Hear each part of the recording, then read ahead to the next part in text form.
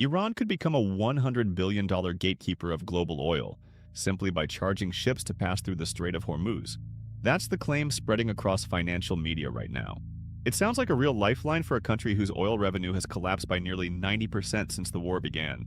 Iran's own currency has fallen 43 times against the dollar. A 5-week nationwide internet blackout alone is estimated to have cost the economy tens of millions of dollars a day, at one point wiping out 450,000 points from the Tehran Stock Exchange in 4 days. Total war damage is already estimated near $270 billion, roughly $3,000 for every single Iranian citizen. Against numbers like that, a $100 billion toll scheme sounds like exactly the escape hatch a collapsing economy would need. But nobody repeating that number has actually run the math against real shipping volumes, real pricing norms, and international transit law. That's what this documentary is going to do. Here's the actual math nobody ran. Roughly 20 million barrels of oil move through the Strait of Hormuz every day, about 20% of global oil consumption. That's the number driving the $100 billion headlines. But a transit fee isn't the same as owning the oil itself.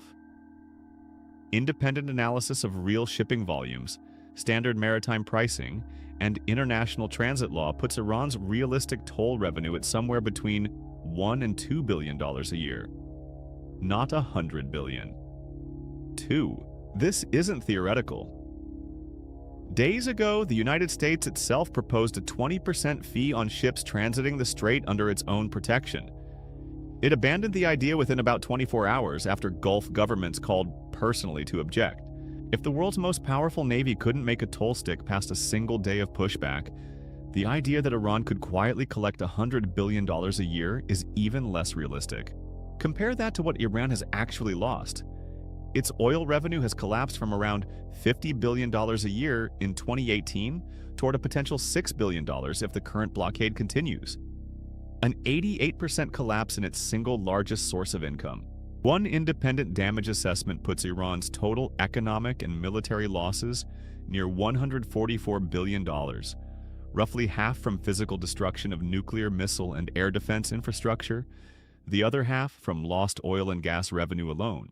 Nearly 1 in 10 Iranian citizens, close to 8 million people, depend directly on a government paycheck. Military personnel, civil servants, state pensioners.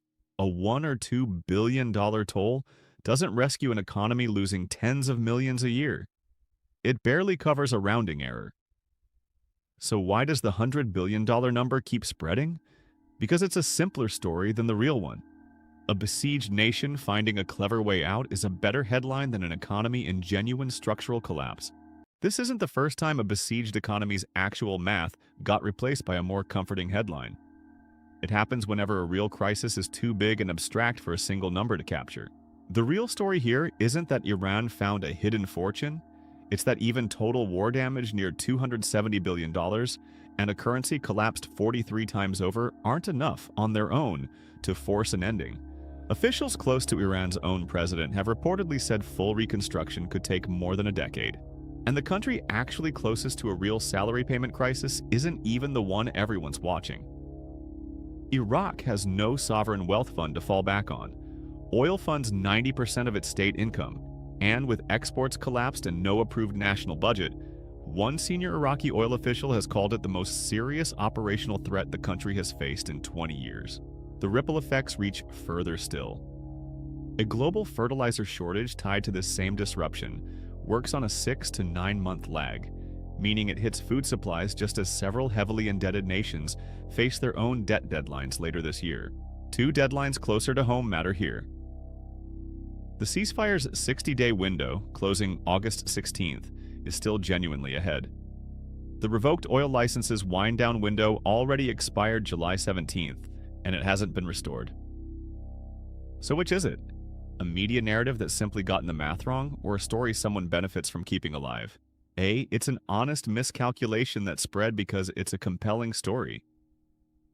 B, someone benefits from the world believing Iran has an escape hatch it doesn't actually have. Comment A or B. Full documentary every Thursday. Subscribe and like, and hit the bell so you never miss one.